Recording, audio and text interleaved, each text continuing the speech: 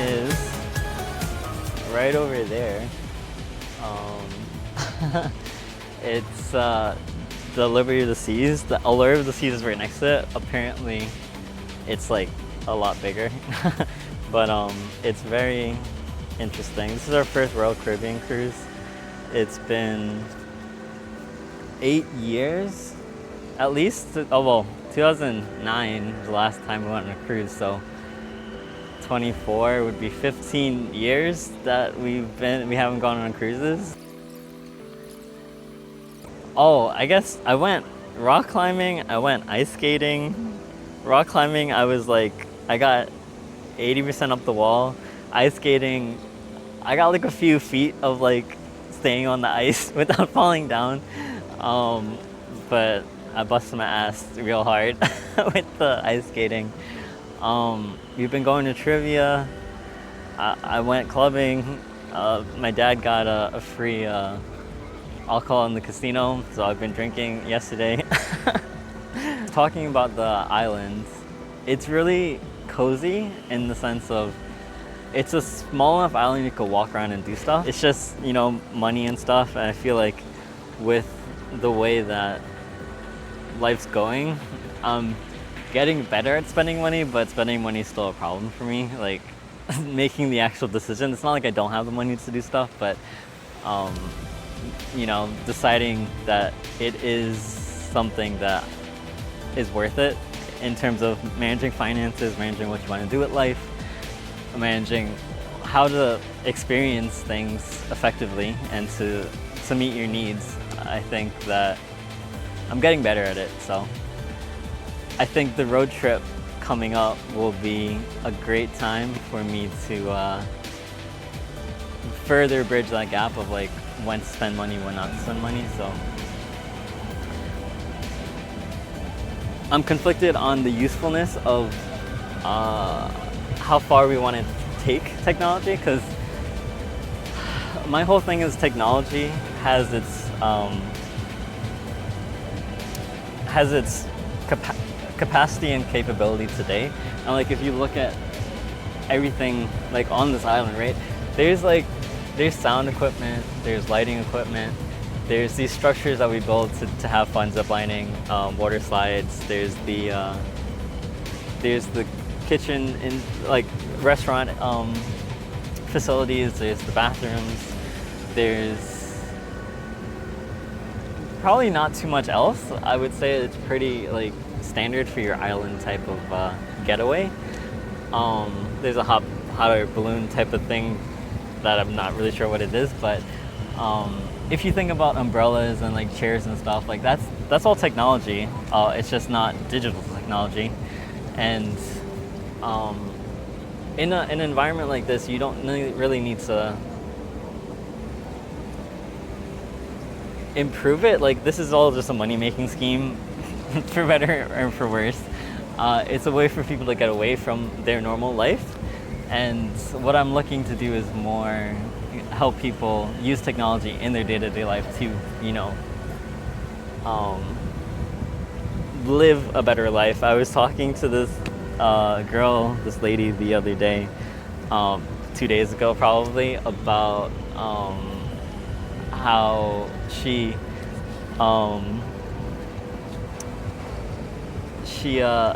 damn, I hate when I forget thoughts, but I know it's in my head, I just can't verbalize it.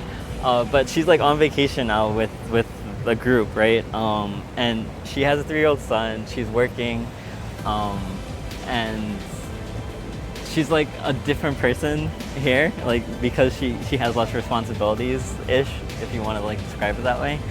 She's able to relax and chill more, but like she was talking about it being a switch, right? Going back, all of this is going to get essentially turned off. And what I want to help people do is not have to make that switch and have their life be more relaxed and convenient in a way that they don't need to context switch, because context switching is a big thing that I struggle with at work. Either whether it's different things at work or whether it's work and then normal life and then whatever else I'm doing, PhD, blah, blah, blah.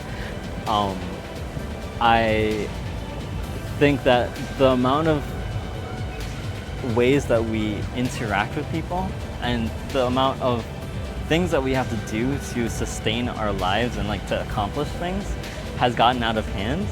And I want us as a society to do that better, and I'm hoping to gain some insight into that on this trip.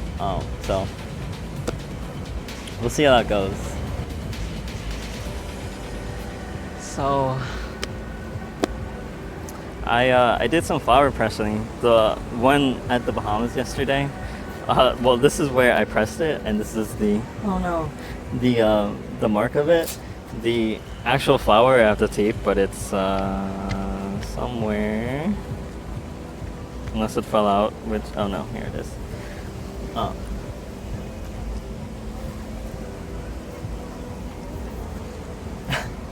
That's the flower from yesterday. I'm happy with how it came out, but it was a really thick flower, so it was kind of hard.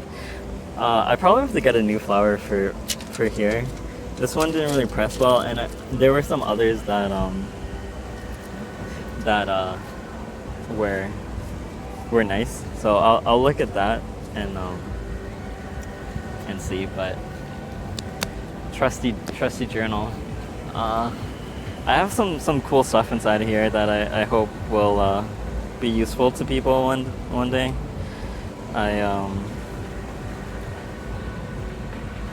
I definitely like how I've been able to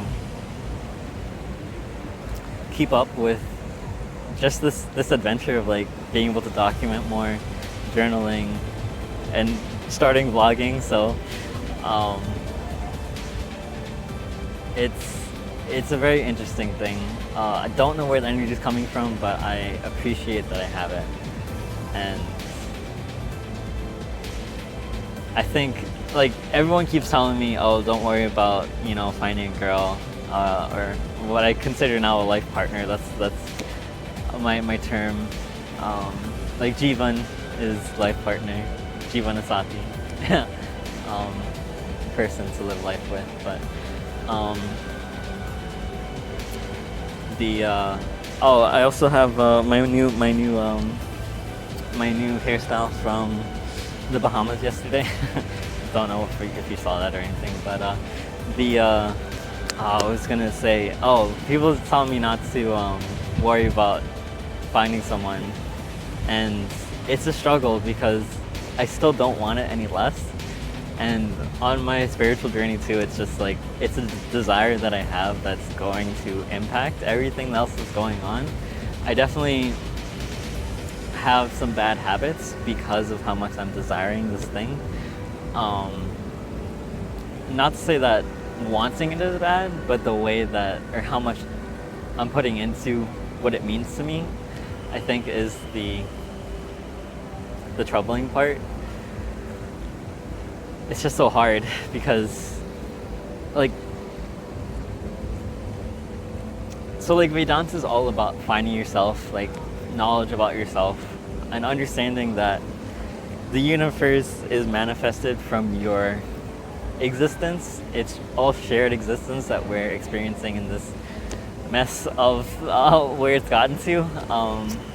And it's a very interesting thing for me because I love connecting with people, and I love being able to feel like I'm connecting with that experience, that shared existence within others. Vedanta is going to say, oh, you can't do that, you'll never be able to. At least at the level that I'm understanding it right now, and at the level that it seems like it's going, and what the whole goal of all of it is.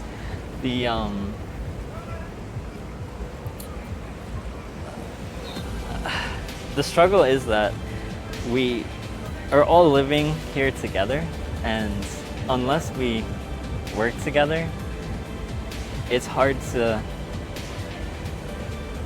make it all worth it. With something like the ship here,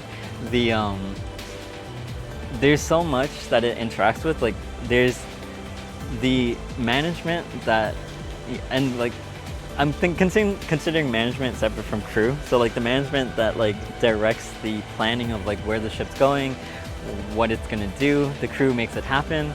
the people on board, and then within the people on board, like there's the different personas of what they're trying to accomplish by being on a cruise ship in general. But then the ship itself has so many amenities in terms of like the food it has to supply, the water it needs to maintain, the systems that transport that energy, food and water, and momentum and stuff like that. Movement, not really momentum.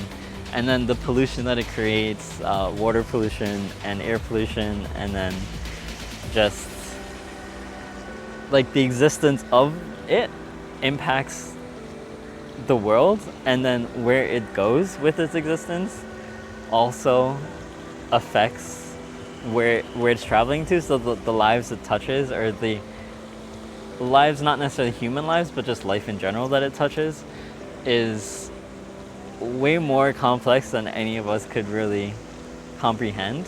And those intricacies is part of the reason why it's so hard for us to understand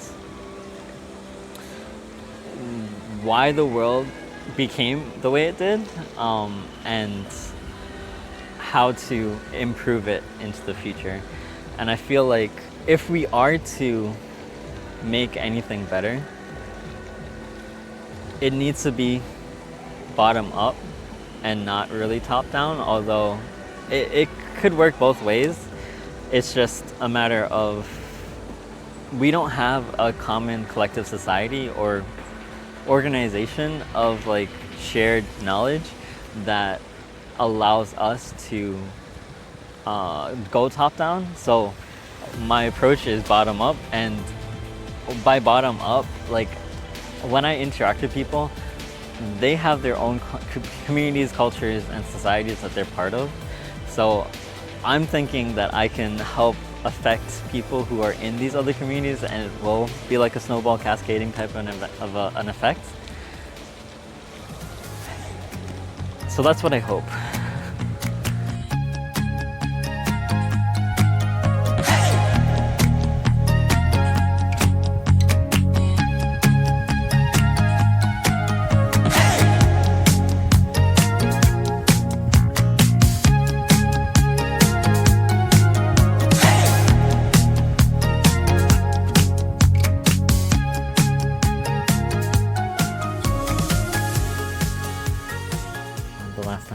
Cruise, I was part of that group of like teens, exploring themselves, making the most of life, and it was really nice to connect with them. I think it's underappreciated how much like generations change, and it's up to us as the older generation to guide them. I was asking them questions about like what they're doing, how old they are. Like I saw them how they answer questions, and it gave me flashbacks of like how I was back then. So it was really cool. It's nice to know that some things don't change, even though like contextually they are different, and there's something to say about their tenacity that is like unique to every generation coming up, like what they stand for and what it all means. And I have good hopes. I can't say I have hopes all the time. It's not the easiest thing to have, like faith in the unknown, but it's important to trust generations as they come up, new blood, and knowing that they have their own mistakes to make, and it's not up to you to protect them. You can guide them as much as possible, or as much as like practical, but they have their own journey to live. And